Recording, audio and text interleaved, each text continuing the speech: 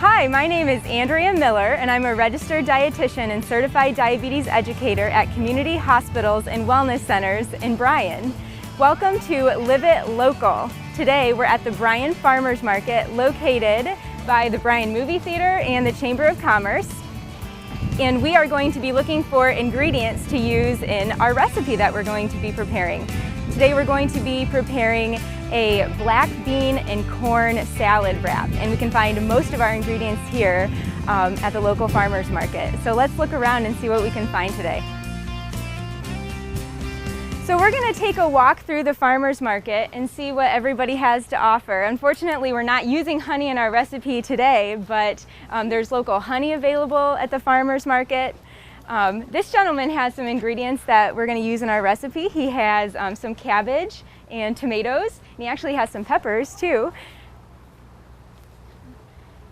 And then again, we're not using soap in our recipe, thankfully, but this lady is selling goat's milk soap, and we have a vendor with garlic, a gigantic watermelon. Oh my goodness, look at that beauty.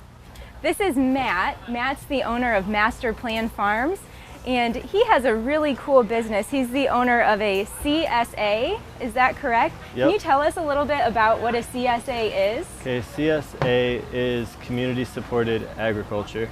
So basically shareholders invest in the beginning of the season and they get weekly distributions throughout the growing season. How much does it cost initially to join the CSA? This year was the first summer cycle, so we did $400, and that's for 20 weeks of produce. Okay, so you get 20 weeks of a box of produce every week. Yep. And you don't pay anything else but that $400. So correct, yep.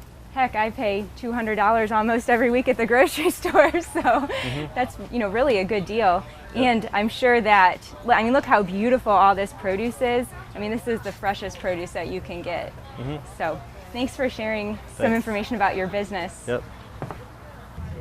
This is Angie. Angie's another local grower and vendor here at the Farmers Market, and she also happens to be the president of the Farmers Market organization. So can you tell us a little bit about the farmers market and how it all runs? It's pretty simple, really. We get together in the spring and we'll have a meeting. Any local grower anywhere in a 35-mile radius of our courthouse can come and join the farmers market. And what does it cost per year to come to the farmers market? It's $15 to join. Okay. It's the best deal anywhere. Absolutely. You can come up, you set up. Each person is, their own individual little marketer, but yet, we all get together. We got a nice, big fun thing. Even though we're a little displaced this year, we're still having fun. Right. Yeah, because you're usually over at the courthouse, but the courthouse is under construction, so that's why there's a different location this year, correct? Yep, but next year we're planning on being back on the north side over there. Good to know. Angie has the sweet corn that we're looking for, and looks like it's $1.50 for a half dozen, so that's extremely reasonable for your sweet corn purchase, and I'm sure it tastes excellent. It's wonderful, and my husband just picked it at 10 o'clock this morning, so see, you can't it won't get any fresher than that. So now we're down at the other end of the farmers market, just kind of looking through to see what everybody has to offer, and we found our red onion that we're going to use in this recipe, and we also have more tomatoes, so there's tons of tomatoes in season right now. In this recipe, you can really use any type of tomato that you want, and also any type of pepper that you want, so it's really flexible, and you can adapt it a lot. Also, these little things right here, I want to get these. These are ground cherries. A lot of people aren't really familiar with a ground cherry. You could actually probably use those in the salsa too. You peel the paper off of those and it's like a little yellow tomato on the inside. So lots of different things here at the farmers market today. And a lot of things that you may not have ever tried before. Like down here there's some eggplant. You can't get much more beautiful than that. So come down to the farmers market and support your local growers and try some new foods. Let's go back to the hospital now and make our salsa. All right, everyone, welcome back to the hospital. I hope you enjoyed our little field trip that we went on. I'd like you to all help me in welcoming Tom Freese. He's going to be my sous chef today. Tom, can you tell us a little bit about what you do here at the hospital? My official title is Server Network Administrator. What that means to everybody else is I'm a huge computer nerd. So I just take care of all the servers and all the networking here at the hospital with my my partner Doug. So we just try to keep everybody happy, keeping the computers. If the computers run well, everybody else is happy. That's right. Yeah, I haven't cooked since Reagan was president, so this should be fun. He actually told me, I always ask my sous chefs before we get started, what's your cooking experience? And he told me that he makes a mean PB&J. Yep. And what else? Frozen pizzas, I knock those out of the park. So today I'm going to teach him how to make a sweet corn and black bean salad wrap. So, you know, you can tell your wife that you're making dinner tonight. Yeah, she won't be home then.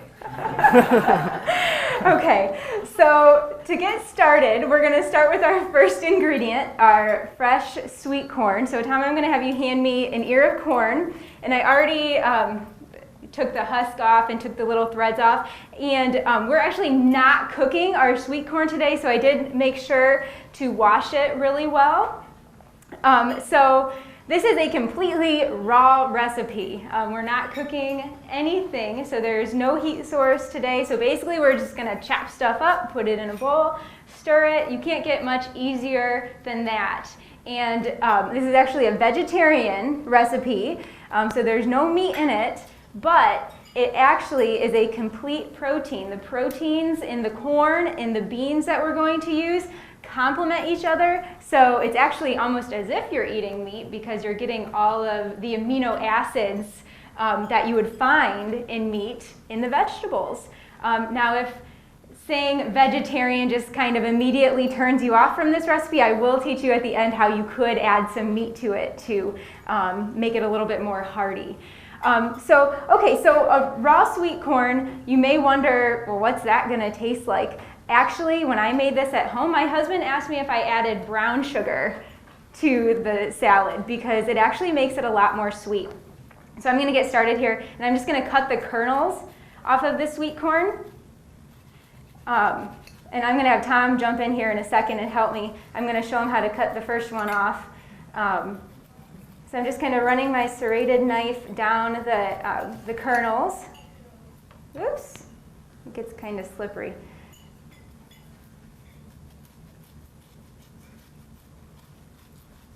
And I'm just slicing it right into the bowl because I'm sure most of you have cut corn kernels off of the cob before, but they all fall and kind of make a mess. So if you cut it right into the bowl, it makes it a little bit easier. You just want to make sure you get all the corn off of it. You need about 2 cups. I know corn can vary in size, so that's why I put the measurement on there. You need about 2 cups, so I'm going to pass the knife to Tom, and he's going to help me cut the kernels. You probably do this for your daughter, right? Cut the corn off the cob, or does she like to just gnaw on it? Absolutely not. Just hand it right to her. My wife don't trust me with the knife. Oh no! And I'm trusting him. So. Remember when Tom did this and cut himself? I've already used the joke that we're close to the ER. So a couple other benefits to eating sweet corn raw in this recipe as well. When you cook vegetables in boiling water, you actually do lose some of the nutrients. You lose the water-soluble vitamins like vitamin C and some of the B vitamins like folate, which happen to be found in corn. So you kind of save some of those nutrients by not cooking it. Also, I know how people in Northwest Ohio eat corn. Tom, how do you eat corn? If you're going to eat an ear of corn, what do you put on it? I don't like butter, but I think that's the answer you're looking for. Yes. Butter. It's delicious. So we're going to put butter on our corn. Well, this recipe doesn't have any butter in it, so most people in Northwest Ohio or other parts of the country, I'm sure, are going to slather their corn with butter and salt. And so this is just kind of a little bit healthier way. Man, you are butchering that corn. You're welcome. I got a hand cramp. I should have stretched before this. That's all right. She's jealous. I am. Looks beautiful. Thank you so much. We're going to get started chopping some other vegetables while Tom is butchering the corn. I think it looks phenomenal. I'm going to use the red onion that we found at the farmer's market. We may not use the entire thing. This is kind of a big red onion. So I'm going to cut off the papery part of it. And you can adjust the amount of red onion. I think the first time we made this to try it, there was way too much onion in it. But if you keep it to a half of a cup, that worked pretty well for me. If you don't really like the raw onion flavor, just go ahead and cut back a little bit. Okay. And I'm trying to remove as little of the the outer layers of the onion as possible, because there are some important nutrients found in the outermost parts of the onion, but it's kind of getting... Sometimes I have a sink that I use at home to help with this process. But unfortunately, we don't have a sink in our little test kitchen here. All right, so I'm just going to use half of it. And a fun way to cut an onion, so I have a nice flat part right here. I'm going to set it down on the cutting board, and I'm going to make some slices. You are butchering that onion. I am. Look, you just made me cut through the whole thing. I didn't mean to do that. But that's okay. We'll just dice it up. See, that's the whole fun of having a sous chef. We get to joke around with each other. Makes it more interesting for you guys in the audience and at home. Okay. Well, I didn't do that onion like I had intended, but now I'm going to slice along the opposite way and do some slices just to make a fine dice. And you do want this fairly finely diced, because nobody likes to bite into a big chunk of onion. At least I don't. Maybe some people do. That corn is gorgeous. Gosh dang, I'm That good. looks great. Thank you so You know much. what? I take it back. It looks wonderful. Okay, so that looks like about a half a cup. And again, you can kind of eyeball this recipe and tailor it to how you like it. I'll give Tom the giant spoon, and he Thank can kind you. of mix it together. Okay. So now we're going to do the red pepper. I'm going to get some of these out of the way. So you only need about half of a red pepper, and I'm going to save some time, and I'm just going to cut off the bottom. The seeds are already in there. You can save that for something else later on. And just kind of dice it up.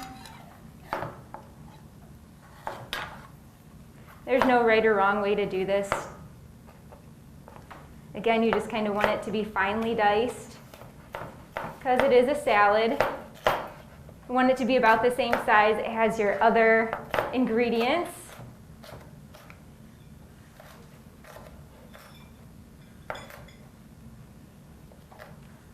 And I love peppers from the farmer's market this time of year. I think you saw, while we were at the farmer's market, all the different colors of peppers. The one Matt from the farmer's market, he had multicolored peppers, so you could really use any color of pepper in this recipe. If you like spicy foods, you could use some jalapeno peppers.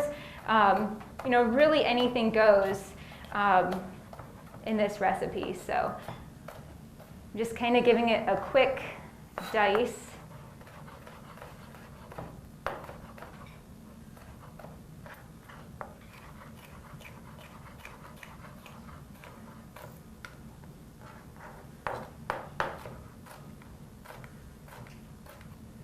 Adding that to the recipe. Peppers, I've probably mentioned it before, I love peppers.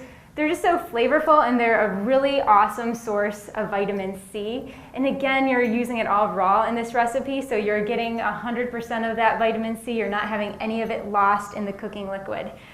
Okay, so we have, you can give it a stir if you'd like. Yep, and while you're doing that, I'm gonna add our black beans, and you can stir that in. And I just used a regular can of black beans, drained and rinsed, preferably the lower sodium version. And then we need some tomatoes. I'm gonna have Tom help with this too. Yeah. Yeah, he can use his knife again and show off his expert chopping skills. You want these halved, quartered, eighth, 16th? Let's how about 1/20ths? Okay, you got it. No, just go ahead and quarter them. Or slice them, either way. I'm so Let's quarter 'em. confused. We'll I'm quarter so 'em. confused. Here, I'll show you. You do that so good. So I'm just putting them in little quarters, but it really, again, it doesn't matter. Just try to make them all about the same size. And again, you can use any tomato in this recipe. We have multicolored little grape tomatoes, but if you have, giant beefsteak tomatoes in your garden and want to use those, or that's all you can find, just chop them up and throw them in. Doesn't really matter. It's all going to taste the same when you bite into it. And I don't know, I guess I'm a common cook, to borrow a term from my mom. I'm not as concerned about things looking pretty when I'm cooking them, so long as the nutrients are there and it tastes good. That's what it's all about. So, all right. So most of our tomatoes are in there. While Tom's finishing up the last couple, I'm going to grab some cilantro here. So I'm using fresh cilantro. Again, it's going to add a lot of flavor, and you can use as much or as little as you like. I was not able to find this at the farmer's market. Generally, it's kind of a spring herb. In the fall, it would turn into coriander. The seeds of the cilantro are actually referred to as coriander. So it's a different spice, a completely different spice that you would use in a lot of Indian cooking. But this is cilantro. Do you smell that? I love the smell of cilantro. Awesome. Do you eat cilantro? Oh, yeah. I love it. You said you have a garden, right? Yep. Do you grow cilantro? No, just peppers. Well, next year. Just Yep. peppers, only peppers. Tomatoes, bunch of stuff. Okay, so. One pepper plant. That's it. That sounds like an awesome garden. It is. Okay, so we need about a quarter cup of chopped fresh cilantro. And actually, when I made this at home, I was so mad. I went to the grocery store completely out of cilantro, so I improvised a little bit. You can actually buy cilantro in a tube. I wouldn't normally use cilantro in a tube, but... Right next to Go-Gurt. It's actually in the produce section. But that will last in your refrigerator for quite a while. So I'm just going to give this a quick chop. You are butchering that cilantro. Again, I'm a common cook. It doesn't matter what it looks like. Just getting food on the table for your family.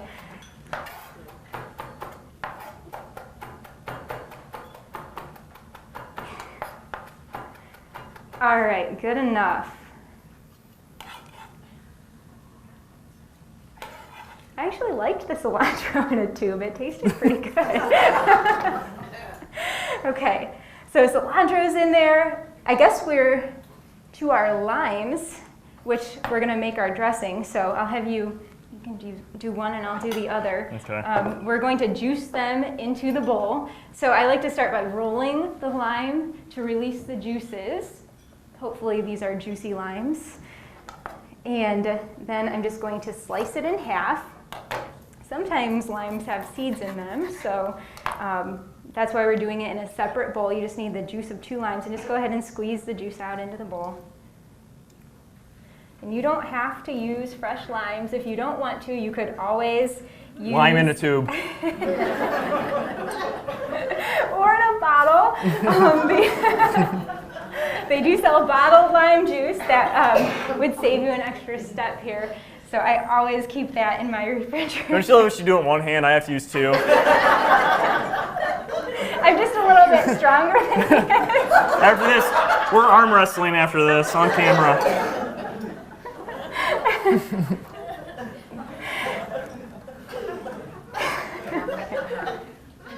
All right, that looks good. So juice of 2 limes into the salad. And about a teaspoon of olive oil, which I'm just going to kind of eyeball. And then we're going to add some seasoning. So chili powder, what was the... a teaspoon of chili powder. And then I'm just going to add a little bit of pepper and just a tiny bit of salt. Again, watch the salt because, you know, salt's not all that great for you, so you don't generally want to add a lot of salt to things, but you might want a little bit since there's nothing else salty in this. Again, when you're using all fresh ingredients as a dietitian, that's my favorite recommendation for a low sodium diet is just use the freshest foods possible. One, they taste better, and two, they don't have all that added salt because 75% of the sodium or salt that we eat every day is already in our food before it gets to our house. So when you choose fresh food, it's not there, so we can add a small amount of salt to flavor this. Have you give that a stir, Tom? Right. I can do this one-handed. Yes, and then we're ready to build our salad wraps. Now, with this, you could eat this plain if you wanted to. It's excellent just to eat with a spoon as a plain salad, but today we're going to put it in a lettuce wrap. So I have some lettuce leaves here, and I'm just going to kind of put them on our plate. And then if you just want a spoon, just a little spoonful of, is that too much? No, we have an avocado left. I want to make sure it didn't get left out. Is that good? Yep, that's perfect. Looks good. And I'll just put a little bit in each one. A little bit more in that one, I think. I think that one's needing some tomato. Perfect. Okay.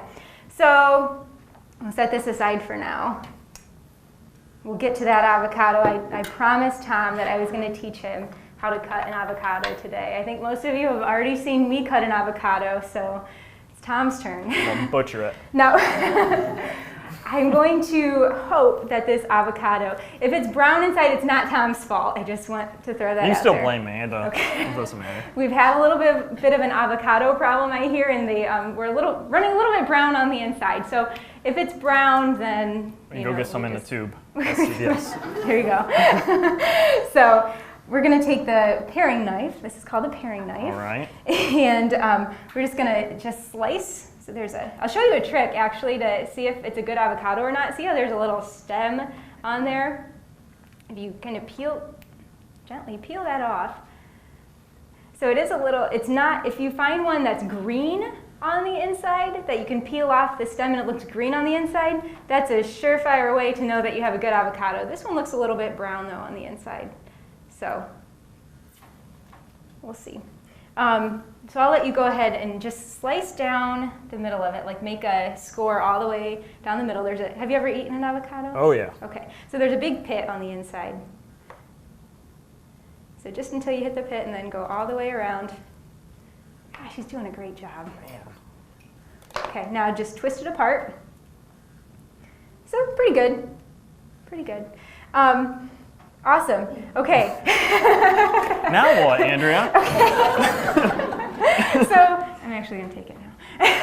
So now I'm gonna do this part because it's hard to talk someone through doing something. So I'm just going to hold it in the palm of my hand and score down to make little slices and not cut my hand. Okay, and now I'm gonna let you just scoop out a couple slices of the avocado and just put a little bit of avocado on each of the wraps. It'd be easier if these were in 20ths. Yeah. You're absolutely right.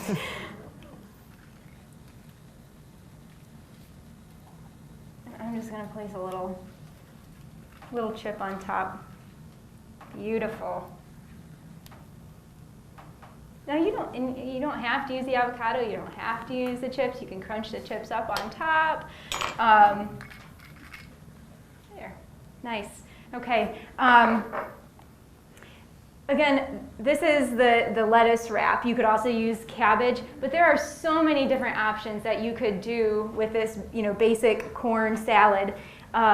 You could, if you didn't want to use, a little lettuce leaf, you could chop up the lettuce and just make, you know, kind of a salad, put a bed of shredded lettuce down, put a spoonful of the salad on top, crush some chips up and the avocado and serve it that way. I haven't tried it this way, but I think it would be really good. Chipotle, the burrito bowls, if you had some rice and put some of this on top, grilled chicken. So I promised you I'd give you a heartier meal for our men out in the audience. So if you wanted to put some grilled chicken on top of like a burrito bowl, that would be a good way to use this. I'm sure you could do like a tostada or something like that, or just use it as a chip dip to, you know, use with your tortilla chips. So tons of different options that you could do with this. And actually, if you have time to let it set for a while, the flavors are going to kind of mingle together if you let it sit in the refrigerator. So you know, you can prepare it a little bit ahead of time, and it will also last for a few days in your refrigerator. So you know, you could make a big batch and then, you know, have it for leftovers later and serve it a couple different ways. So many options that you can do with this, and they're all using fresh, local ingredients. The farmers market is open on Tuesday mornings and Thursday afternoons. So, and it's located, again, right up by the square, on the square, by the movie theater. So look for the movie theater and the farmers market signs. All right, thank you all so much for coming today. Join us next time for Live It, what is it, Packed and Snapped, I think.